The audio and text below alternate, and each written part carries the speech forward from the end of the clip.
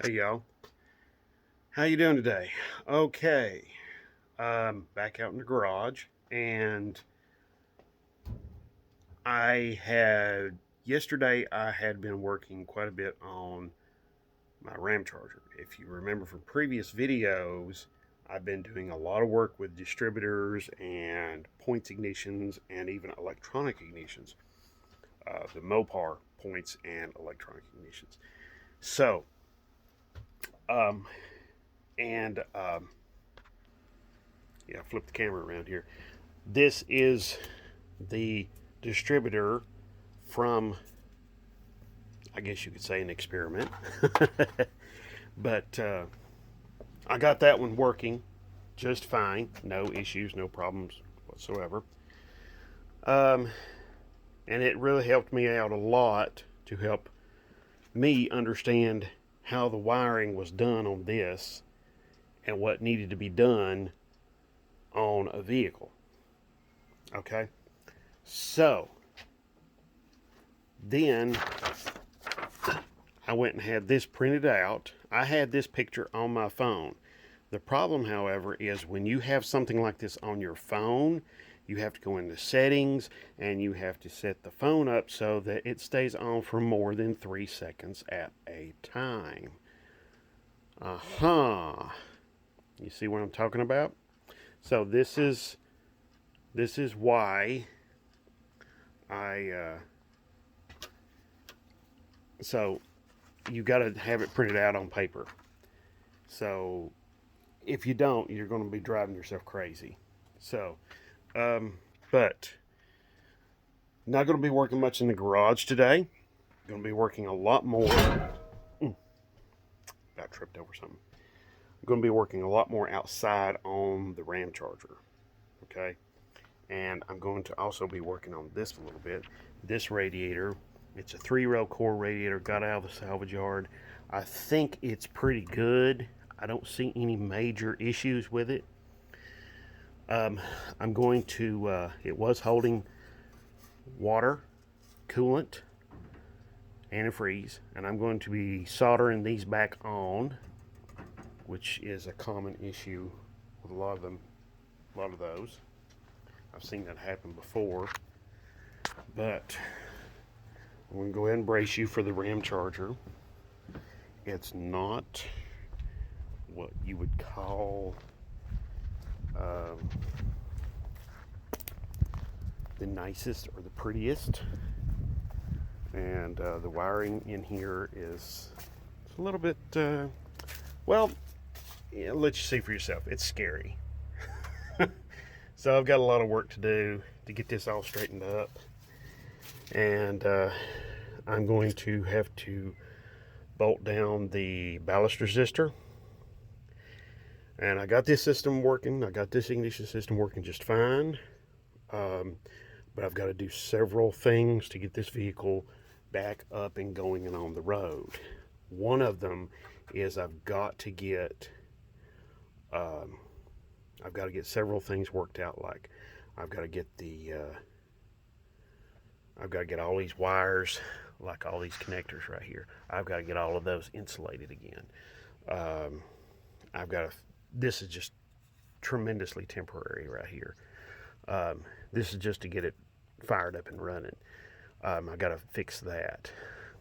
So I got a lot of little work to do. Okay. And I had some problems getting this thing up and going because the brain box that I was using, it was only, not this particular brain box, but another one. It was only allowing the ignition system to spark when you first started cranking the engine over and when you first let off. So I tried different various switches, still did the same thing, and then I thought, well, maybe my battery voltage is too low. I tried, booster cables and 2 batteries, still the same thing. Then I thought, wait a minute. I was using this exact same battery in the garage, and I was using that exact same battery in the garage to power up an electronic ignition system, and it had like 12.5 volts or something like that, and it was doing fine. And I actually used the switches from that on this, and still could not get the thing to do what I wanted it to do. I was like, this is not right. Something is not right. So I thought, wait a minute. The pickup in the distributors, they can go wrong, but they don't go wrong very often. But when they do, they just go out, and that's it. There's nothing else out of them. But the brain box. Now I knew that the voltage. I used my meter, and I knew that my ballast resistor was working. But the brain box. Now that was the question. That was the question. So I thought, okay, I've got to figure out what's going on with the brain box. So I changed out my brain boxes, and I put this one on inside on my previous videos, and it was working. And I put it out here, and praise the Lord, it's working just fine. Okay, so this is all working now. It looks terrible, but it works. Okay, fine. 318 two-barrel. This is an 86 model. This had the lean burn system. It had it right. The computer was right back here. Okay.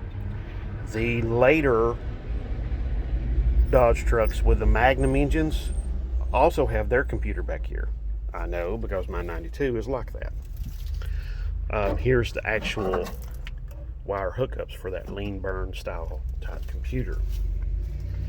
The best I can tell, this is a Roller 318. This is a reman engine,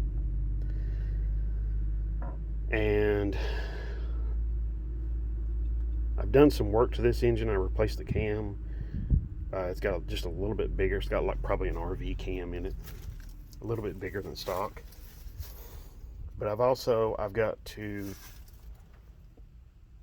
but this truck is two-wheel drive. We've had this truck for a number of years. This thing hasn't run or drove in several years. You've probably seen it in some of the other videos. Yesterday I got it fired up and running. I was very happy and very ecstatic. However, the gas has gone bad. I've got to put a radiator in it, as you can see. And I'm going to wire up an electric cooling fan, because I had one in here once before, and you can see the temperature probe for the temperature control for the fan. So got to get all of that hooked back up, working, running, doing what it's supposed to. And sooner or later I've got to change the oil in the filter in this thing too, because the oil is just horrendously nasty. So, but it is a Ramcharger, two-wheel drive. So this would be what they call an AD 150. Okay.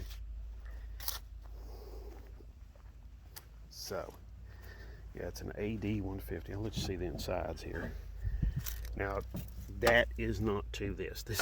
This is from another truck. You can see that the interior is not bad. This driver's seat's a little bit torn up, but it's not bad. It really, really isn't. It's pretty nice, actually. Got some spare parts, of course. Of course, you always got to have spare parts. Always got to have spare parts, man. So, as you can see, this thing has, it's not had the easiest of lives. So, anyway, so I've got a lot of work to do, and I'm really, really happy to get this thing running. I would have filmed all the work I was doing to get it running, to troubleshoot stuff and everything, but I was just like in that mode of get on it, hurry up and get it going. I mean, I had this momentum, this productive momentum. Okay, so anyway, so I do apologize about not filming that. Okay, all right. I used to daily drive that thing until the lean burn computer decided to just call it a day. So that was a lot of fun. Okay, now I need to apologize to you all about prior video and something I mislabeled, I missaid. Okay, so I mislabeled when I was talking about the points ignition system. I told you incorrectly. That is entirely me. That is entirely my fault. Okay, I'm owning that. Okay, wrong, yes, I was in the wrong. I knew better. I still did it. Okay, so I do apologize for that. So for those of you who watched those previous videos and you hear me say about the points in this distributor and how that the power is coming to the points, well, basically the points are triggering the coil to fire. Okay, and when that happens, the fire goes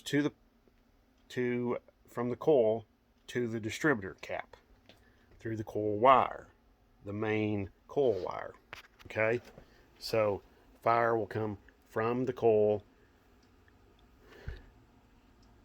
into the coil wire, through the coil wire into the distributor cap, and then once inside the distributor cap, your rotor button here the fire will be carried through this little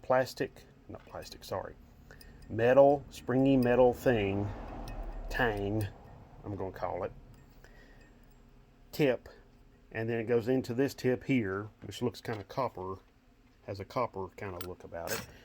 Then it moves on out to these, to those contacts on the outside. Okay, so it comes to that center one, and then it goes to these external ones as this is turning, because the engine is turning. The engine is turning it. Okay, so that's what I wanted to. All right, now your inside the electronic distributor, you've got the pickup coil that will do a similar job. It triggers, let me get this open here. It triggers, see, here's your pickup coil. Earlier I said, they hardly ever go wrong, but when they do, that's it. Once they're down, they're down. There's no getting around that. Okay, that's what this is. This is your pickup coil. That's what that guy is. Okay, so that's your pickup coil right there. Now you'll notice it's extremely close to those teeth on that part right there. Okay, now also too, let me point out something else. If you ever decide to take one of these distributors apart, and I have, just make sure you mark where your stator, if you notice it's got an arrow right there, mark your stator where it goes on the shaft here, because if you don't, you're going to be really hurting later, because you don't want to get these guys mixed up. Now however, if you look right here, see that hole down in there, it lines up with this slot right here in that part, in that shaft. Okay, and then this hole right here lines up it lines up with that, but it's just opposite of it. It's on the other side of it, I guess you could say. But there's roll pins in those two holes. Okay, but I know there's a roll pin, like, let's see, yeah, there's a roll pin in that one. I don't see a roll pin in that one, but I'm not going to hold my breath on there not being one in there, okay? But anyway, I wanted to, yes, when your pickup coil sees one of these teeth, it triggers the box that this would normally be hooked up to fire the coil, okay? Now, in between each one of these teeth, the coil is charging, but when the teeth come into contact with, not contact, but they come close to this pickup coil, then the coil fires, okay? So when if you look, there's a little strip on that pickup coil, and when these teeth come in line with that little strip, it triggers the box to fire the coil. Now, here's one such box. This one was on that, I put on that Ramcharger, but this thing is junk. This was the one that it would fire when you was cranking, when you first started cranking, then it wouldn't do anything. And then as soon as you let off, it would fire. So you would have a spark right there at first and then right at last. But in between, nothing. So it was very, very, very just bizarre. Now, you'll notice that part of that this is actually supposed to be all covered up with this stuff here. Well, this over here was all separated from the metal.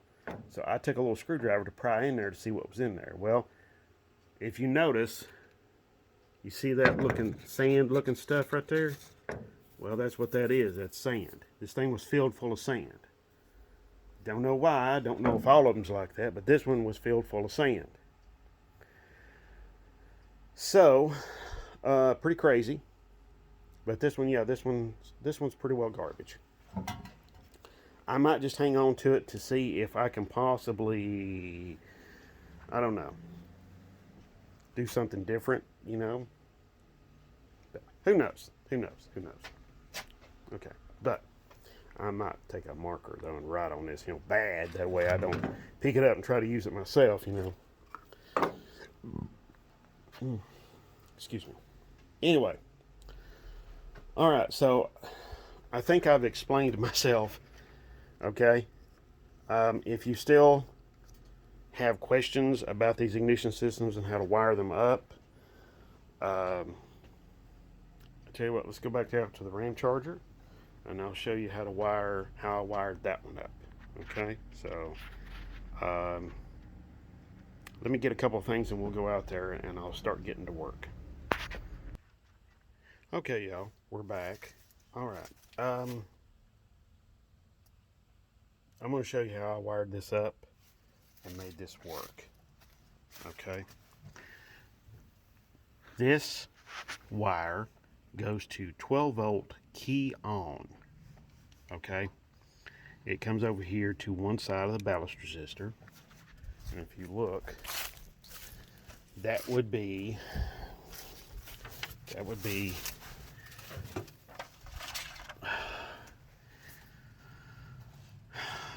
the run side.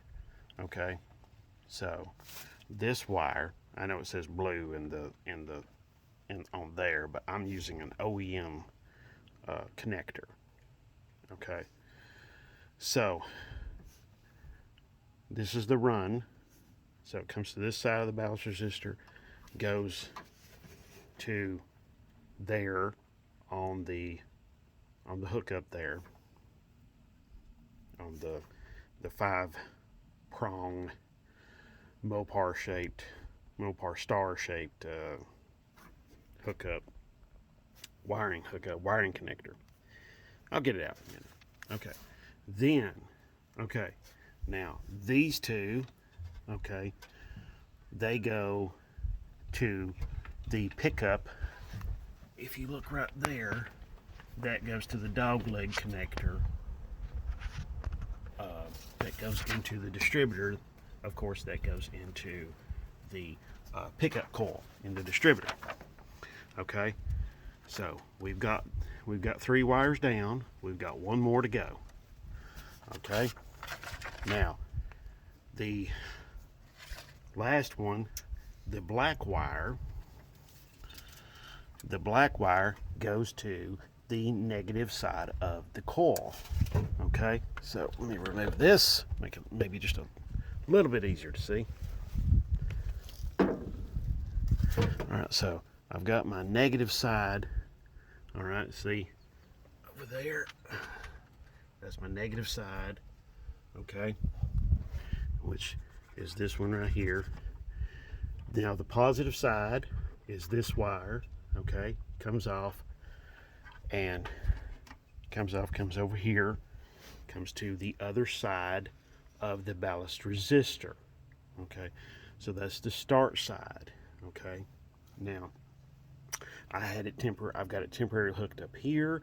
I will probably hook it into this yellow wire right here, but I'm going to do some checking just to make sure with the key on and everything like that.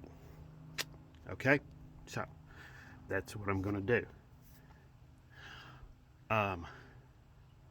Now, I don't know how you feel about the flip over connectors. I think they're good in a pinch, but they're not my fave.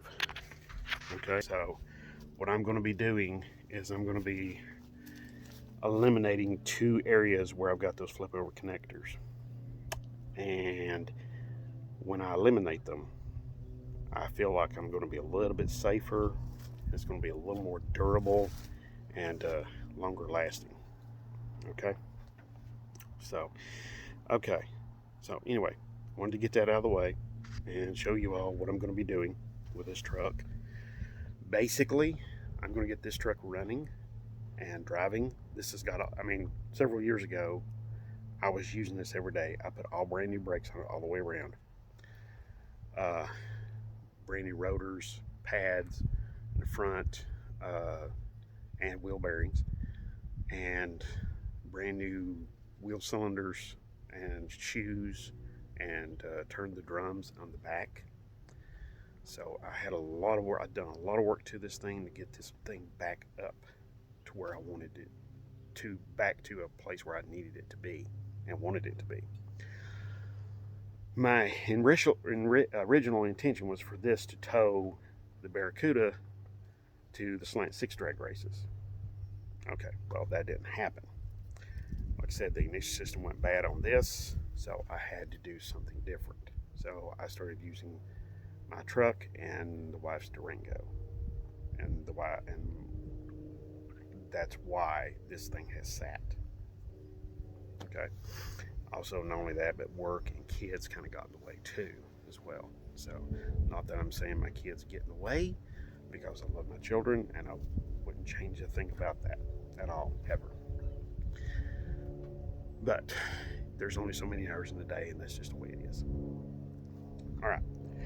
So I'm going to get to work on this, and I'm going to be updating videos on that, on the wiring, and doing everything, getting everything all squared away. I told you about the brain box on this, what it was doing. Something else I did wrong was I hooked up the wires to the wrong side of the coil. Okay, my fault. So, there you go. So, 2 things that got done wrong. One of them was my fault. The other one was, just the fault of a bad ignition box. Okay, so, defective part. All right, I'm going to get off here, and I'm going to get back to work and get this thing up and going a little bit better today, get a little more done. Got a pretty nice day, and I want to take advantage of it. So thank you very much for watching. I do appreciate all of the shares and the subscriptions. It's just, it's out of this world. You just cannot believe how much that just amazes me. But I also want to thank you all for that. and I really, really seriously do appreciate that, and I always will.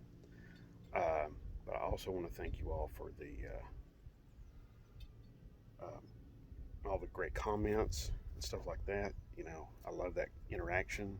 I love to share with you all, what I'm doing, and to possibly help somebody else out, with technical information if I can, you know. So, all right. I appreciate you very much. Thank you all, and have yourselves a great day, and God bless.